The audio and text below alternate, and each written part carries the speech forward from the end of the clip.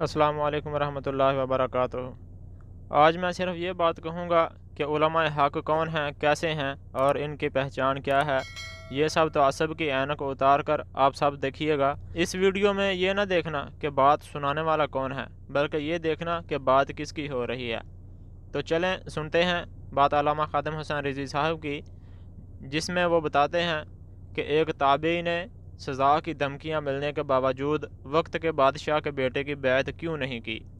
حق اسے کہتے ہیں کہ جو انسان حق پر نہ ہو اس کے قصیدے نہ پڑھے جائیں۔ تو آئیے سنتے ہیں علامہ خادم حسین رضوی صاحب کو۔ سعید بن مسیب تابعین، حضرت عمر دے دور خلافت دے دوسرے سال پیدا ہوئے، یعنی 14 ہجری پیدا ہوئے۔ حضرت عمر دا دور خلافت دوسرے سال سی۔ یہ تابعین جنہاں صحابہ دی زیارت کی تھی۔ آپ بڑے بڑے محدثن جنہ دے بارے محدثین نے لکھا کہ اسی انہاں تو بڑا کوئی عالم نہیں ویکھا اپنے دور وچ۔ عبد الملک بادشاہ نے مرن تو پہلے انہیں کہا میرا پتر ولید دی سارے بیعت کرو۔ ایک خبر سعید بن مسیب تک مدینہ منورہ چلی گئی۔ آپ مسجد نبوی شریف وچ بیٹھ کے حدیث پڑھاندے سن۔ آپ نے فرمایا تے آل ہی کوئی نہیں، میں دی بیعت کیویں کراں؟ کہندے نہیں، چھوٹی برائی وڈی برائی۔ 72 سال ہوئے نے انہاں، ہاں جیڑا آیا اے جناب عاشق رسول ہے، یہ تو جناب بڑی میلاد منانا، جیڑا آیا وہ دے واسطے دعاواں ٹی وی تے شروع ہو گئی ہے۔ کیا بات ہے جناب، انہاں تے اسلام اے وجہ تو بندہ آئے۔ یا اللہ تو نے ہمیں ایک اچھا حکمران دیا ہے، نیک سیرت ہے، دیانتدار ہے، محنتی ہے، اس کی مدد فرما۔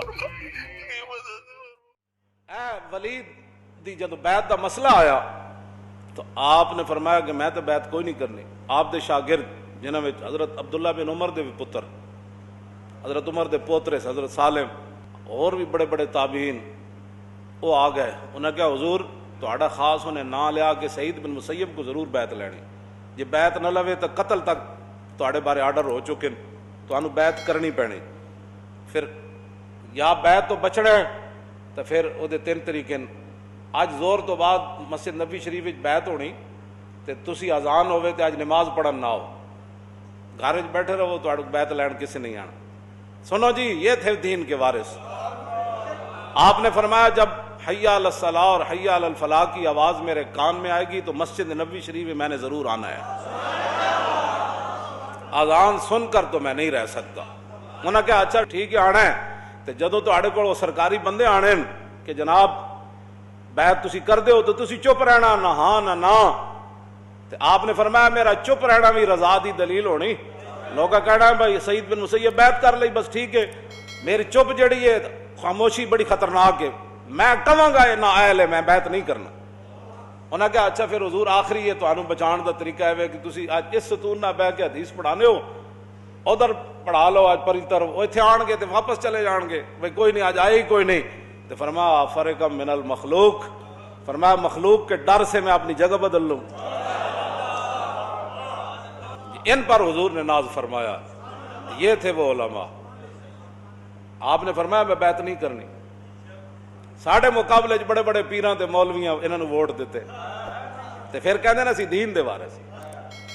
تے مسجد نبوی شریف وچ بیٹھے محدث کہے نہیں نہیں یہ تے آل ہی کوئی نہیں، تے ہوے تابعین دا دور مولانا۔ 1400 سال تو بعد آج حکمرانوں کے لیے دعائیں مانگنا اور رونا تو اور بات ہے نا۔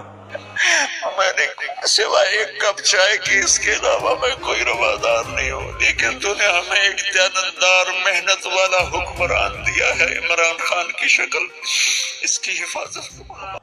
ہوئے مسجد نبوی شریف تابعین دا دور ہوئے جن حضور فرمان خیر القرون کرنی ثم الذین یلونہم۔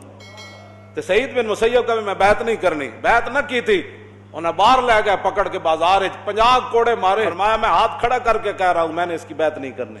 یہ وہ علماء تھے جن پر حضور نے ناز فرمایا، اور انہی کی وجہ سے قیامت تک انشاءاللہ دین ایسی رہنا ہے۔ پریشان نہ ہویا کرو تسی، پریشان ہونے والی کیڑی بات، دین وہی رہنا ہے۔ بدلے گا زمانہ، قرآن نہیں بدلا جائے گا، اے قول محمد قول خدا، اور فرمان نہیں بدلا جائے گا۔